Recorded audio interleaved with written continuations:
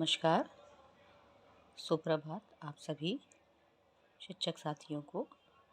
और ये मैंने 22 सप्ताह की वार्षिक योजना के लिए कक्षा 3 2022-23 का रजिस्टर बनाया है, जिसका आपको भी अभिलेखीकरण करना है। तो इस तरह से मैंने इसे सजाया है, ये आप देख सकते हैं।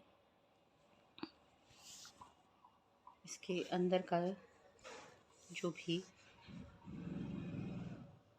मैंने जिस तरह से इसकी शुरुआत करी है, ये देखिए। सबसे पहले निपुण भारत मिशन क्या है, इसका पूरा इसमें फुल फॉर्म लिखा हुआ है। National initiative for proficiency in reading with understanding and numeracy, Hindi में मूलभूत साक्षरता व संख्या ज्ञान, FLN। इस तरह से मैंने प्रिंट आउट निकाल के इसका चस्पा कर दिया है इसमें।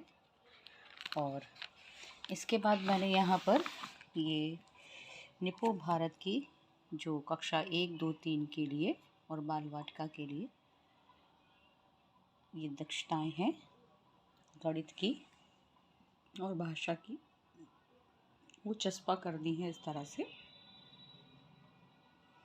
और यहाँ पर निपुण भारत से संबंधित कुछ प्रश्न हैं। दक्षताएं तो आप सबको मालूम ही होंगी।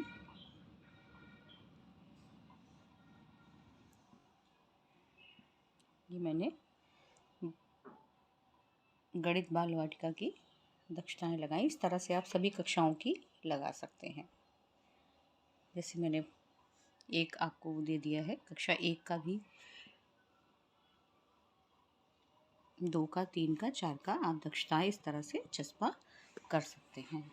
और निपुण भारत मिशन से महत्वपूर्ण कुछ बहुत ही महत्वपूर्ण प्रश्न है, जैसे कि निपुण की फुल फॉर्म क्या है, ये हमेशा पूछा जाता है। निपुण की हिंदी फुल फॉर्म क्या है। आधारभूत साक्षरता और गणना में कुशलता के लिए राष्ट्रीय पहल। निपुण भारत मिशन का लक्ष्य क्या है। 2026-27 तक बाल वाटिका से कक्षा 3 तक के 100% बच्चों में मूलभूत साक्षरता एवं संख्या ज्ञान प्राप्त करना। निपुण भारत मिशन में कितने साल तक के बच्चों के लिए लक्ष्य निर्धारित किए गए हैं। 3 से 9 वर्ष तक के बच्चों के लिए। बाल वाटिका 5 से 6 वर्ष, कक्षा 1 6 से 7 वर्ष, कक्षा 2 7 से 8 वर्ष और कक्षा 3 8 से 9 वर्ष। निपुण भारत मिशन में किन कौशलों पर बात की गई है। समझ के साथ पढ़ना, दूसरा लिखना, शैक्षिक गणना के काम और जीवन के बुनियादी कौशल, बहुत ही महत्वपूर्ण है।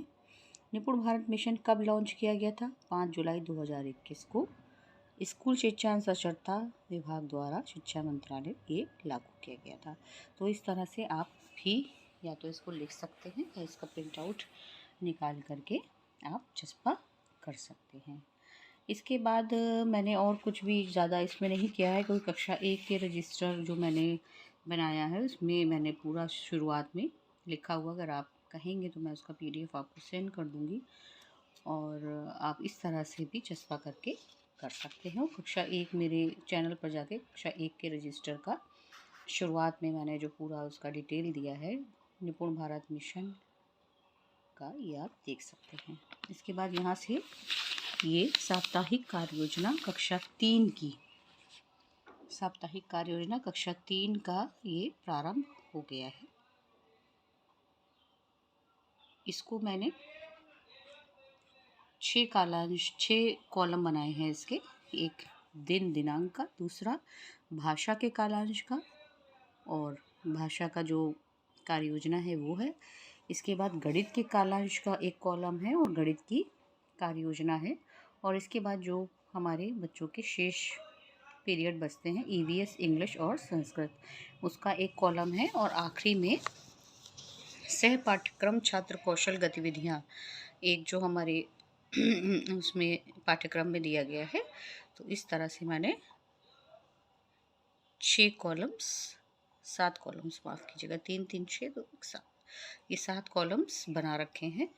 इस तरह से आप अपने रजिस्टर में भी 7 कॉलम्स बना लें। और तो ये पहली कार्य योजना है, ये मैं आपको भूलकर बता रही हूँ, बाकी कार्य योजनाएं आप देख सकते हैं। तो सप्ताह 1 की कक्षा 3 की जो है वो हमारा 1 तारीख से ये शुरू किया गया था, 1 अगस्त से। तो पहला कालांश हमारा मौखिक भाषा का है, जिसमें बच्चों को गतिविधि द्वारा परिचय देना था और लेखन कार्य। दूसरा कॉलम था डिकोडिंग का, जानवरों की आवाज़ पहचानना और कार्यपुस्तिका का पाठ 1। और तीसरा कॉलम जो कि बच्चों के पढ़ने का है, उसमें शेर की गुफा। और सोमवार को ही गणित में शिक्षण योजना 1 थी, 1 से 9 तक की संख्याओं की मात्रा समझ बना सके। दूसरा कालांश में अभ्यास पत्रक और तीसरे कालांश में अभ्यास गतिविधि 1। ईवीएस में लेसन 5 जो मैं करा रही थी उसी तरह से मैंने उसे कंटिन्यू रखा है। इसके बाद मंगलवार को 2 अगस्त मौखिक भाषा, परिवार के बारे में चर्चा करना और लेखन कार्य। डिकोडिंग पक्षियों की आवाज़ पहचानना, कार्यपुस्तिका पाठ 2। तीसरे कालांश में शेर की गुफा। गणित में पहले कालांश में शिक्षण योजना 2, शी और यो का मतलब शिक्षण योजना है। और अगर मैं WB कहीं पर लिख देती हूँ, इसका मतलब वर्कबुक। 1 से 9 तक की संख्याओं के प्रतीकों को समझ और लिख सके। दूसरा अभ्यास कार्यपत्रक 2, तीसरे कालांश में अभ्यास गतिविधि 2। इसके बाद 3 तारीख को 3 अगस्त को अपने परिवार के बारे में चर्चा और लेखन कार्य, वाहनों की आवाज़ पहचानना और कार्यपुस्तिका 3 दूसरे पीरियड में। तीसरे में शेर की गुफा। और शिक्षण योजना 3 शून्य की अवधारणा को समझ सके। दूसरे कालांश में अभ्यास कार्यपत्रक 3, तीसरे कालांश में अभ्यास गतिविधि 3। इस तरह से आप पूरा ये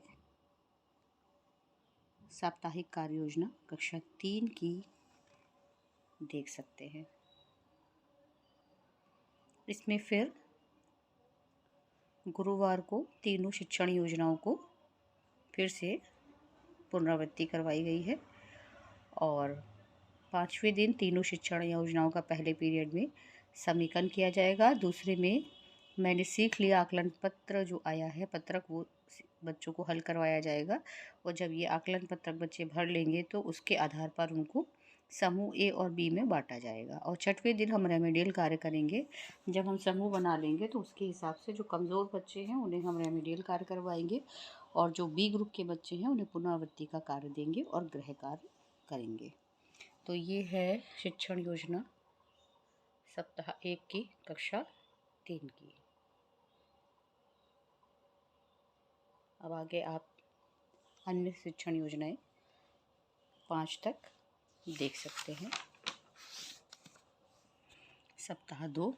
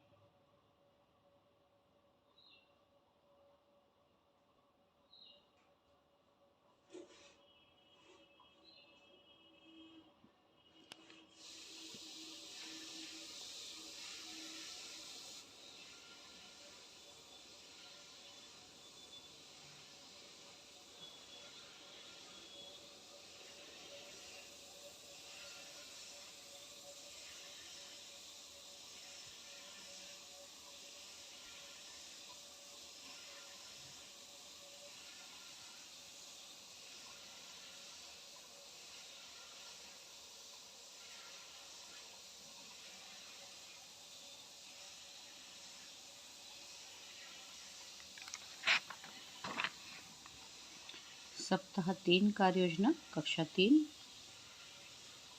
इसमें 15 तारीख को स्वतंत्रता दिवस था, तो ये आपने आगे कराया होगा इसको। मैंने जो भी अवकाश या शिक्षण स्थगित है उसे इस तरह से लिख दिया है, लेकिन उस दिन की किसी भी कार्य योजना को मैंने अगले दिन नहीं लिखा है जिससे डेट प्रभावित हो। आप अपने हिसाब से उसे आगे पीछे करके जिस सुविधा के अनुसार आप पढ़ा सकते हैं, लेकिन वो कार्य योजना करानी ज़रूर है। किसी को भी स्किप नहीं करना है। इसका जो अभिलेखीकरण है वो आपके होना चाहिए कक्षा में।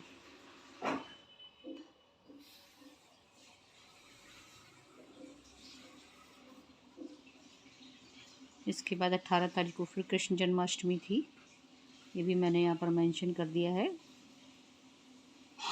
और ये आगे पीछे आप अपने हिसाब से इसको लिख सकते हैं या कर सकते हैं। अगर आप यहाँ पर अवकाश दिखाना चाहें तो आप अवकाश दिखाकर 19 तारीख को इस कार्य योजना को कर सकते हैं, जिस दिन भी आपने किया है, या आप अवकाश पर हैं तो आप आगे पीछे उसको कर सकते हैं।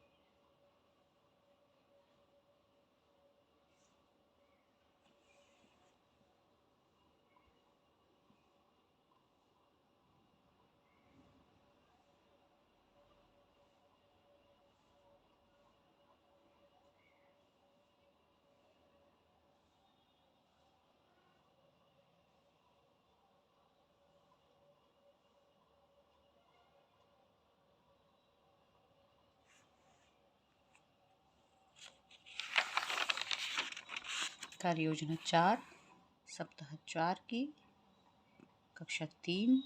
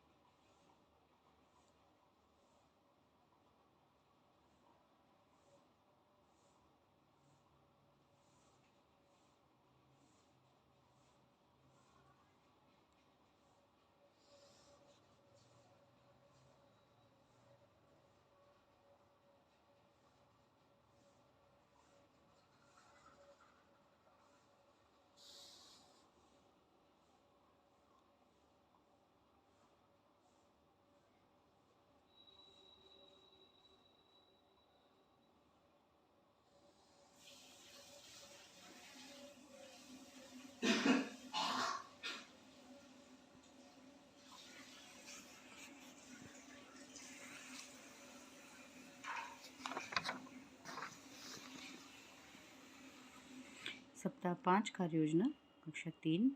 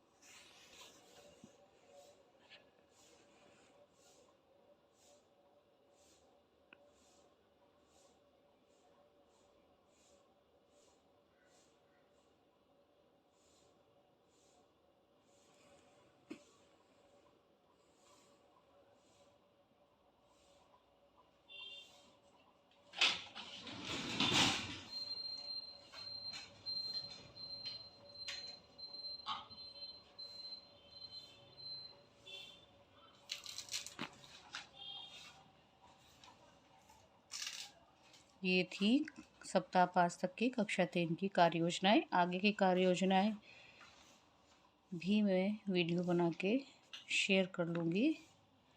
इसके आगे का प्लीज़ चैनल को लाइक शेयर सब्सक्राइब और बेल आइकन ज़रूर दबा दें। धन्यवाद।